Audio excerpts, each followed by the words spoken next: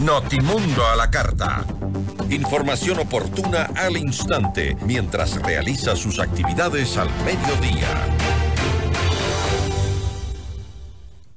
Vamos ya con la entrevista con Emilio Palacio, que ya lo tenemos conectado. Emilio, ¿cómo estás? Muy buenas tardes. Gracias por acompañarnos. Gracias a usted por invitarme. Un saludo para todos. Emilio, estábamos dando información justamente sobre esta denuncia de Ban Ecuador, que informó que el 21 de febrero de 2024 presentó una denuncia formal para identificar a los actores cómplices y encubridores tras recibir reclamos de beneficiarios del Bono de Desarrollo Humano. Esta mañana veíamos la implicación del crimen organizado, incluso para cobrar beneficios sociales. ¿Estamos frente a la develación de un Estado en manos del crimen organizado luego de toda esta investigación, estas investigaciones que estamos viendo de la Fiscalía? Bueno, creo que lo que usted plantea se lo puede ver de dos lados diferentes.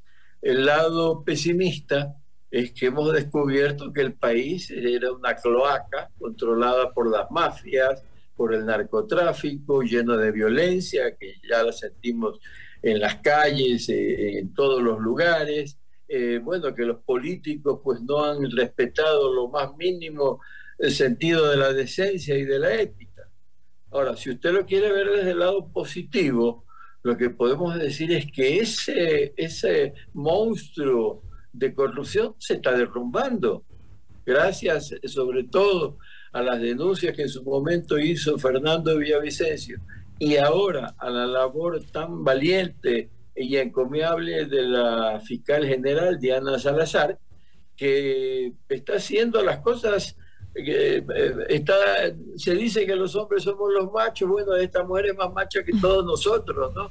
Verdaderamente se ha ajustado los pantalones y pareciera, y creo que no va a retroceder, y eso significa que esa cloaca, ese monstruo de la corrupción, al estarse derrumbando, se abre el camino para que construyamos algo nuevo. Ahora y eso bien, es algo muy positivo y debemos mirarlo, creo yo, con ese sentido de optimismo. Ahora bien, Emilio, la corrupción en la función pública no es una novedad ni una sorpresa para la ciudadanía, ¿no? Sin embargo, la infiltración del narcotráfico en casos como Metástasis, Purga y Plaga nos da cuenta que la dinámica del crimen organizado sí ha cambiado. Bueno, yo le diría una cosa: todos los países del mundo enfrentan el problema de la corrupción. No hay uno solo que se escape de ese mal. Y nosotros en el pasado ya lo teníamos y había jueces penales, etcétera, etcétera. Pero no era la institución de la justicia como poder del Estado.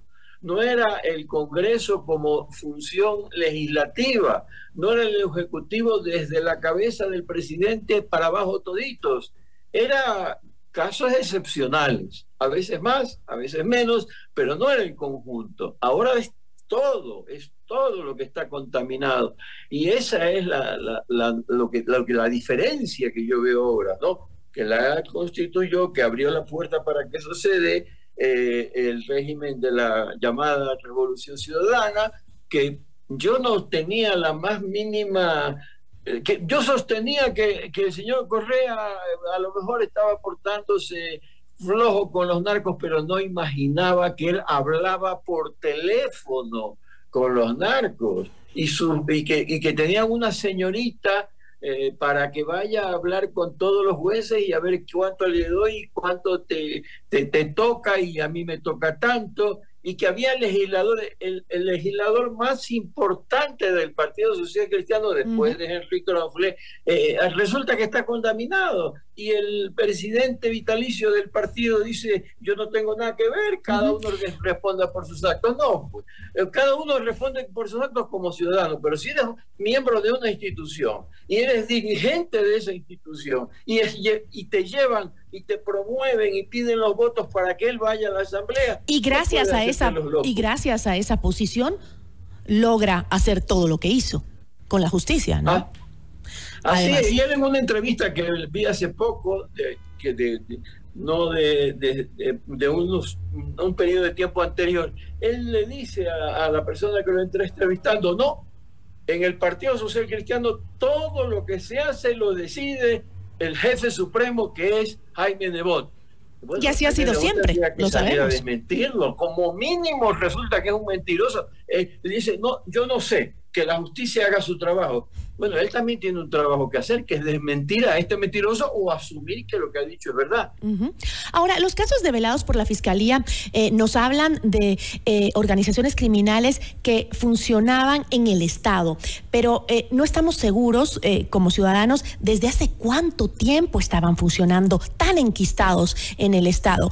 ¿Desde cuándo podemos decir en Ecuador que se ha vivido en una especie de narcoestado? Algo que ya lo dijo el embajador de los Estados Unidos en el Ecuador, Michael Fitzpatrick. Creo que fue el primero en decirnos o abrirnos los ojos en esto de los narcogenerales, narcopolicías, narcopolíticos.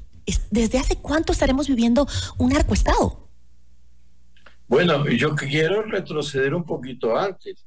Pancho Huerta, lamentablemente que fallecido, en su momento, durante el gobierno de Rafael Correa, dijo, estamos en un narcoestado, usó esa palabra. Él fue el que introdujo ese vocabulario en el lenguaje de la prensa, de los políticos, etcétera, etcétera.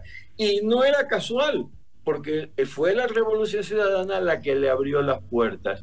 Quizás lo que podríamos decir, no es que ahora es más grave que antes, sino que no nos habíamos dado cuenta de que este narcoestado era tan infiltrado como estamos descubriendo que era, donde nadie se salva.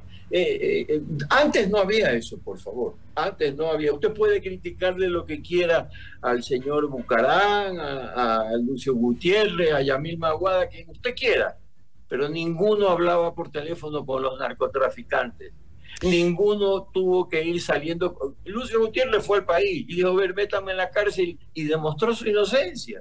Todos los demás presidentes se quedan, si no nos gustaban, hoy en día hay que extrañarlo, porque no tenían nada que ver con esta monstruosidad que tenemos hoy en día, que es un ejército de zombies corruptos, ya es metástasis, ya es purga, ya es plaga, todo. Entonces, una sola bolsa y que nos están destruyendo. Entonces, ¿considera que estos casos son únicamente la punta de un iceberg? Bueno, yo creo que la fiscal ha sacado más que la punta, ya está sacando bastante, que falta todavía, pero ya el panorama ya lo tenemos claro. Pues sabemos que faltarán por ahí unos jueces, faltarán por ahí unos políticos, pero ya la idea la tenemos perfectamente clara, ¿no? Les repito, en el caso de la Revolución Ciudadana es más que evidente, ¿no? Ahora, ya no pueden defenderse. En el caso del Partido Social Cristiano, es verdad que no todos son partícipes de esto. Hay gente decente dentro del Partido Social Cristiano. Lo que ocurre es que el presidente vitalicio de ese partido mete en la misma bolsa a los decentes y a los ladrones cuando dice, bueno, yo no tengo nada que ver. O sea, él no tiene nada que ver con lo que hace Crowley, él no tiene nada que ver con lo que hacen sus mejores diputados y tampoco con sus peores diputados. Esa es una barbaridad. Ahora, analicemos un poco los nombres que han salido como líderes de estas organizaciones criminales. Tenemos al que usted mencionó, Pablo Muentes, un personaje político que no saltó a la opinión pública, sino hasta una denuncia de Fernando Villavicencio sobre amenazas contra su vida. Después tenemos a esta mujer, Mayra Salazar, una comunicadora que era absolutamente desconocida para la opinión pública. ¿Considera que en realidad la Fiscalía tiene a los líderes de estas supuestas redes de crimen organizado? Es decir, ¿cree usted que los peces gordos de estas redes de corrupción realmente están detenidos o todavía estamos lejos de conocer quiénes son? Bueno, el líder más importante de todos está fugado y en Bélgica. Y todos sabemos el nombre y nadie discute de qué es lo que es. Y cada vez que la fiscal inicia un nuevo caso aparece una conexión con el señor Correa. De tal manera que ahí no hay ninguna duda. En Revolución Ciudadana ya sabemos quién es quién. Quizás faltará demostrar a algún personaje más bien de abajo o de los legisladores a lo mucho, pero la cúpula. Usted revise los personajes que dirigían Revolución Ciudadana, Correa, Glass, Patiño, y todos están involucrados, son 20, 30 nombres de las más altas autoridades de ese partido. Es decir, acá no es cuestión de abajo. Y Pablo Muentes no era un cuadro medio. Pablo Muentes, eso sí lo hizo con una velocidad increíble, pasó a convertirse en la mano derecha del Partido Social Cristiano, era su vocero. Al ponerlo a Kronfle en la Asamblea Nacional como presidencia, él era el que manejaba todo, y antes de entrar a la Asamblea era el que manejaba todo. Ya lo dijo, me parece, María Josefa Coronel, que ese era un secreto a voces. Ahora, lo que pasa es que nosotros no teníamos acceso a los documentos como la tiene la fiscal, que han demostrado que lo que ya se sabía en Guayaquil, pero lo que se ha descubierto sobre Pablo Muentes en Guayaquil no es ninguna novedad. Lo que pasa es que nadie tenía documentos para demostrarlo. ¿Cuáles son las implicaciones para los partidos políticos de que miembros de sus filas se vean implicados en estos casos? Usted ya mencionó a Pablo Muentes del Partido Social Cristiano, muy cercano a su líder, y también está Ronnie Aliaga, por ejemplo, de la Revolución Ciudadana. Bueno, yo le diría una cosa, mire, si usted quiere mi opinión, para mí la Revolución Ciudadana y el correísmo están muertos. Pero yo hago una advertencia, los muertos en política resucitan. Si los buenos se hacen a un lado, no quieren decir nada, se hacen los locos, yo no quiero tener problemas, el muerto terminará resucitando. Pero en este momento, Revolución Ciudadana está en su peor momento de la historia. En el Partido Social Cristiano, bueno, pues ya el deterioro del partido también es visible. Se les ha ido la gente más valiosa, Henry Cucalón, Fernando Torres, que era el líder de la bancada en el periodo anterior, ahora es funcionario de este gobierno, al que Nebot lo ataca constantemente, ¿no? Y yo pienso que el Partido Social Cristiano tiene una oportunidad todavía, siempre y cuando ese sector sano del partido reaccione. Pero según lo que yo entiendo que usted me ha dicho, muy flojitos están reaccionando, ese pero sector creo que sano, todavía tienen la oportunidad de hacerlo. En ese sector sano no está Jaime Nebot, entonces, por lo que usted me ha comentado, por las cercanías a su mano derecha, Pablo Muentes. Mire, Jaime Nebot hizo un pacto con Rafael Correa para repartirse. Hace algunos años en el Ecuador se intentó un modelo de bipartidismo. Un día, este periodo gobiernas tú, el siguiente gobierno yo, después vuelvo a gobernar, y así, como se hizo alguna vez en Colombia. Bueno, para mí que Rafael Correa y Jaime Nebot habían pactado eso, un acuerdo político en el que primero gobernaba Correa, después les tocaba a ellos, después volvía Correa y después volvían ellos.